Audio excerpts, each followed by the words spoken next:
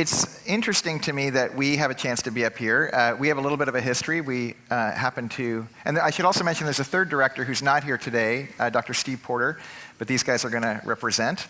And we go way back. We had the experience of spending some time together at Talbot Seminary here at Biola years ago before you went on to Notre Dame and USC.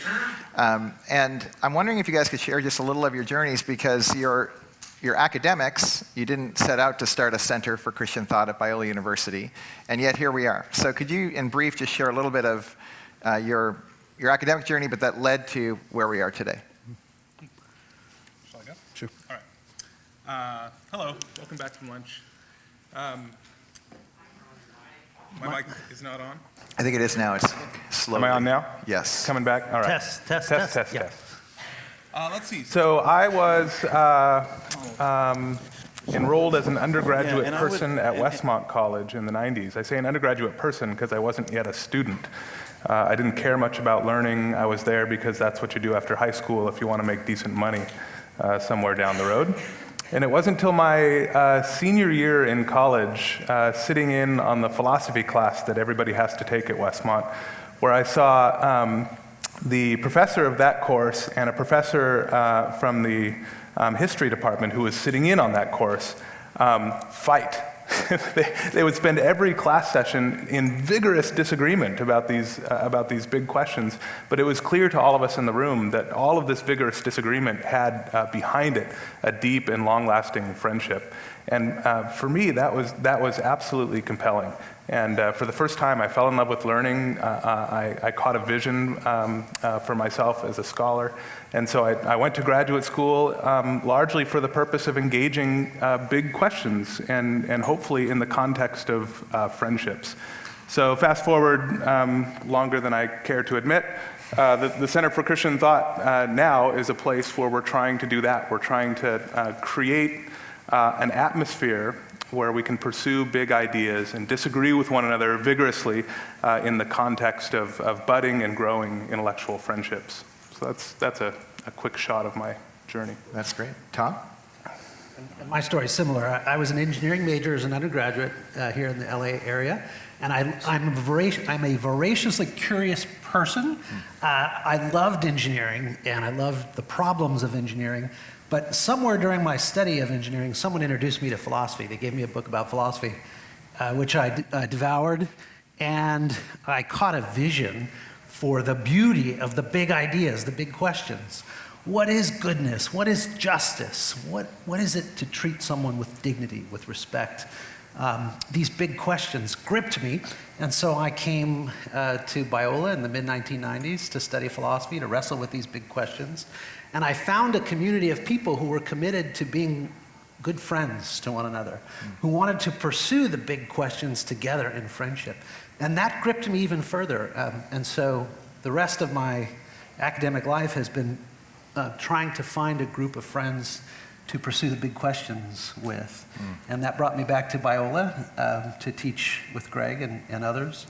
And when we had the opportunity to start the Center for Christian Thought, our vision was, let's create a context where people can cultivate friendship while pursuing the big questions. And so this really animated me. It still does. I'm hearing some common themes. I'm guessing you guys are two big ideas, big questions, and in the context of community.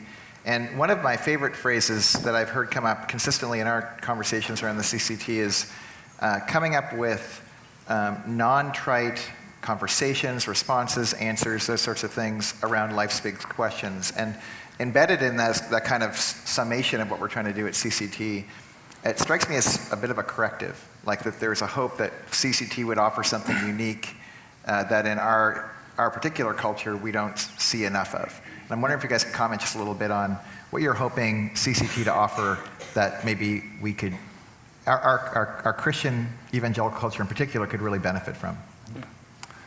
So for me, for as long as I've been a scholar, now I've moved in two worlds. I've moved in the church world and I've moved in the world of scholarship. And increasingly I've been worried about a disconnect between those two worlds. So when I'm at church, I find I'm with people who have to settle for trite and shallow answers to some of the biggest and most important questions of human existence, sometimes because they don't have the patience or interest in pursuing things more deeply, but other times, and more disturbingly, because they don't think there's anything better out there. On the other hand, when I'm in the world of scholarship, I often find I'm with people who are interacting with questions that have no real bearing on the real lives of people in the church. And so then I think it's not so surprising that folks in the church don't want to hear from us, because we're interacting with questions that they don't care about.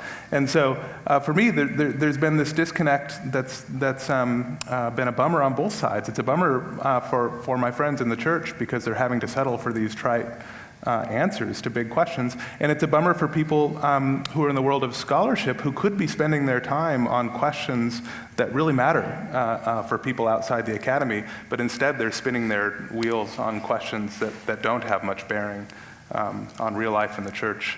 So I feel like there's a cost on both sides of that equation for the disconnect between what's happening in the world of Christian scholarship and what's happening in the church.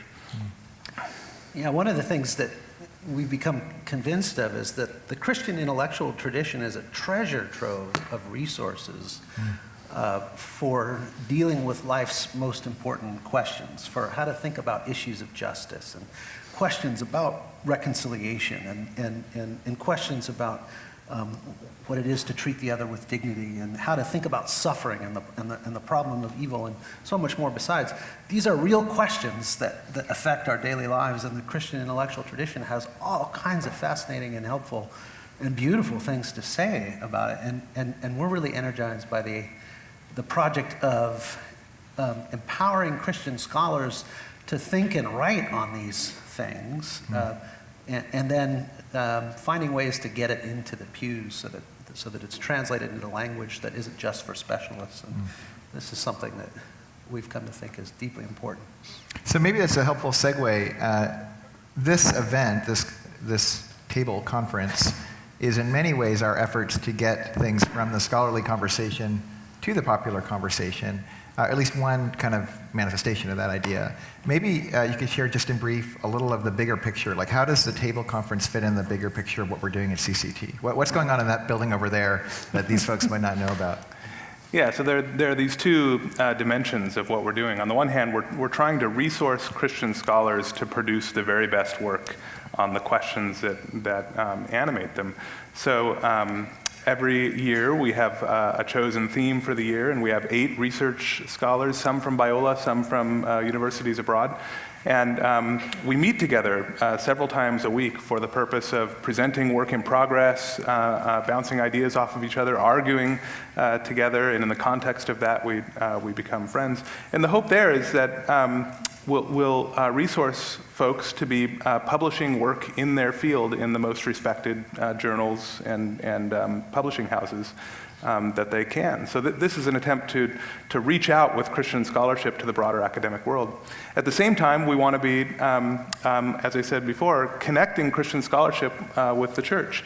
And so we have a website loaded up with resources that are aimed at thoughtful, non-academic, non-specialist audiences. We hold conferences like this to bring scholarship into conversation with the church. We have a pastor in residence every year who sits in on all of the roundtable discussions and helps us to see how what we're doing has a bearing on or doesn't have a bearing on the real needs of the church and the like of that. Anything you want to add? Yeah, so here, this part of what we're up to then is we want to bring in speakers who speak well non-technical language about things that deeply matter. And so, boy, the folks we brought in this time really exemplify that virtue. No doubt. Really thoughtful speakers who can communicate about deep, important, hard issues in a way that we all just instantly latch onto and say, yes, I get it. And not just in a theoretical kind of abstract way, but in a very, what I'm getting out of these last couple of days is just a real practicality too. Like I can see boots on the ground in response to this that maybe a pure academic conference in our current age might not deliver. Is that a fair way to put it? Yeah, definitely. Yeah, and our themes each year are chosen with that in mind. So we try to pick themes and questions that are both interesting to Christian scholars and things about which they could publish in their professional journals, but also questions that are of pressing importance for the church and for culture more broadly. I'm just curious for you guys who are listening, is that, this is a bit of a setup and it's unfortunate because I'll say it as a statement instead of a question. I'm so impressed with the people that are here, and I'm wondering if that is mirrored in your own experience, that the folks that are presenting, that you're having that kind of vibe as well. Is that accurate? I'm seeing nodding heads, but yeah, that's helpful. And I guess what I would want to highlight or illuminate is that not only is these couple of days significant, but one person who you've had a chance to see a fair amount on stage is Evan Rosa. And Evan works tirelessly in creating stuff that you and your friends can consume at home that are in concert with this kind of a gathering that I would really encourage you guys to pay attention to. You got some of those things in your swag bag with the table bulletins that have come out, but just to spend a little bit of time at cct.biola.edu, I think you'll be impressed with what you're going to be wooed into. I find myself listening to some of their podcasts sometimes, and I have that stuck in the driveway experience, like I'm listening to it, and I didn't intend on sitting in my driveway all morning, but I just can't stop listening to Evan.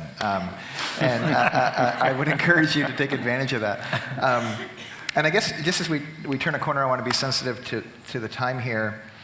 I guess two questions. One, how does disagree, in particular, as a theme for this conference, how does that flow out of our theme year of intellectual virtue and civil discourse? Because in my mind, and I guess a better question would be, what are the kinds of scholarship that is happening around intellectual virtue and civil discourse, which is our theme year for the whole of CCT? How did that end up kind of trickling down into the kinds of things we're talking about over these 2 days? Yeah. Well, so what we're thinking about this year is, what kinds of character traits do you need to have in order to be capable of engaging civilly with those with whom you disagree? What does it? And there's this huge need for this in our day. We in the Christian community many times have embraced a very shrill way of talking to our neighbors, which is loveless oftentimes.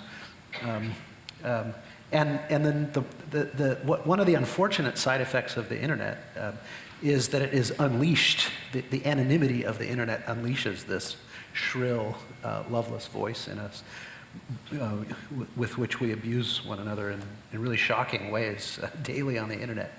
And so there's this terrific need to learn how to be civil with one another, given these new technologies that we're finding our way into. And so we're wondering, what character traits ought we be cultivating in order to be civil with one another? And if you could get a handle on that, if you could make progress on cultivating those, one of the natural side effects would be you can disagree well with love and with respect. And so we thought, okay, disagreeing well with love, with kindness, with respect, that's something important. And so let's have a conference that focuses on that.